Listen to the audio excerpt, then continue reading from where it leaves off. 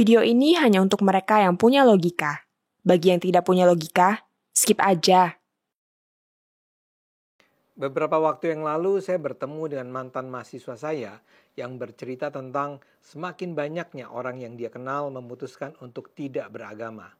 Dia bahkan bilang mereka mengatakan sudah tidak percaya lagi pada Tuhan. Dalam obrolan kami bersepakat bahwa gejala itu terjadi karena ada semakin banyak orang kecewa pada agama.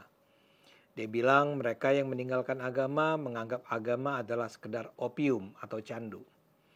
Para penganut agama dalam hal ini adalah mereka yang tertipu oleh imajinasi, terbenam dalam khayalan dan hanya bisa bermimpi kosong. Saya tidak membantah pandangannya. Tapi saya khawatir banyak pihak yang kurang mempelajari lahirnya kalimat itu sehingga kurang memahaminya secara mendalam. Itu yang akan saya bahas kali ini.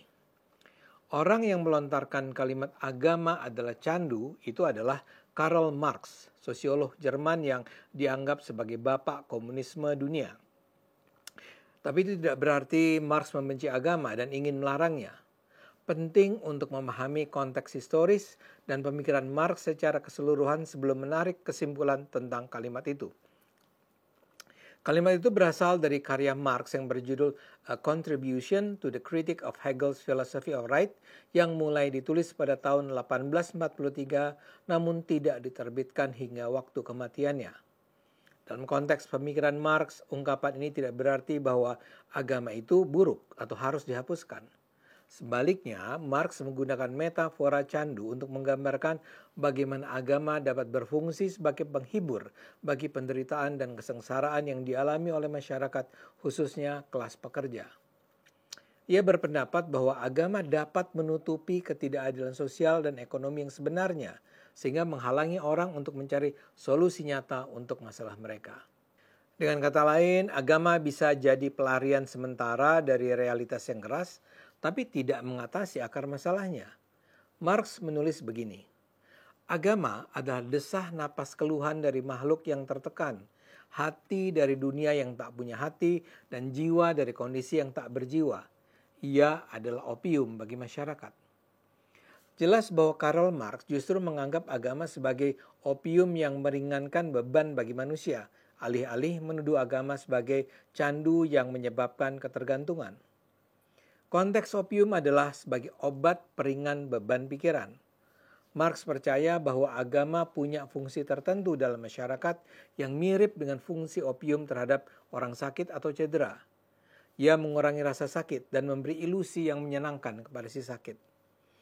Di sisi lain, agama itu seperti opium, juga mengurangi energi dan keinginan mereka untuk melawan realitas yang opresif, yang tak punya hati dan tak punya jiwa. Marx sendiri sering menulis tentang agama dan tidak bersikap anti terhadapnya. Ia tidak memiliki komitmen pandangan apapun saat awal menulis tentang agama. Namun ketertarikannya untuk memasukkan gagasan tentang agama diawali dengan ketertarikannya pada kritik agama yang disampaikan oleh Bruno Bauer dan terutama oleh Ludwig Andreas von Feuerbach. Inilah yang membuat Marx menemukan adanya hubungan kotor antara gereja dan pemegang kekuasaan yang terjadi di ranah agama dan politik Eropa pada abad 19. Marx sadar dan geram dengan kenyataan bahwa kaum elit penguasa itu menggunakan agama untuk memobilisasi rakyat untuk memenuhi kepentingan mereka sendiri. Untuk itu Anda perlu ingat, Marx ini mengembangkan pikiran-pikirannya di masa kapitalisme tumbuh di Eropa. Dia melihat bagaimana dunia ekonomi dikuasai oleh para pemodal besar. Dia menyebutnya sebagai kaum borjuis. Dengan modal yang mereka kuasai, para pemodal ini mengembangkan pabrik-pabrik di mana para buruh bekerja. Kaum buruh disebutnya sebagai kaum proletar. Kaum borjuis menindas kaum proletar. Kaum buruh ini bekerja dengan upah rendah dan kondisi kerja yang memprihatinkan. Mereka harus bekerja selama berbelas jam setiap hari. Mereka tinggal di perumahan kumuh yang padat. Karena gaji mereka sangat rendah, mereka tidak bisa memiliki sandang, pangan, papan yang memadai. Anak-anak mereka tidak bisa disekolahkan di sekolah-sekolah berkualitas. Di kalangan proletar, kemiskinan diwariskan dari satu generasi ke generasi berikutnya. Di kalangan borjuis, kekayaan diwariskan dari satu generasi ke generasi berikutnya. Seharusnya, menurut Marx, kaum yang tereksploitasi ini melawan. Mereka seharusnya tidak mau diperlakukan sebagai buruh rendahan yang terus-menerus ditindas. Tapi masalahnya mereka tak punya kesadaran untuk mengubah diri. Dalam hal inilah menurut Marx agama berperan besar. Para pemuka agama justru menina-bobokkan umat untuk ikhlas menerima eksploitasi terhadap diri mereka. Para pemuka agama mengajarkan umat untuk tidak memberontak dengan menanamkan impian tentang kehidupan di akhirat yang sempurna dan serba indah. Kaum proletar yang tertindas jadinya bersikap pasif dan menerima saja penderitaan di dunia. Marx menganggap agama seharusnya menjadi kekuatan yang membuka mata masyarakat tentang penderitaan yang harus dilawan.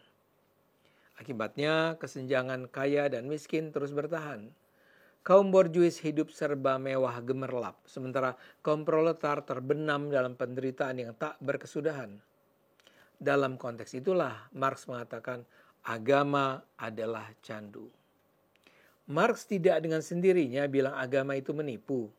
Tapi Marx memang menunjukkan bagaimana agama digunakan oleh para pemodal besar untuk menipu masyarakat.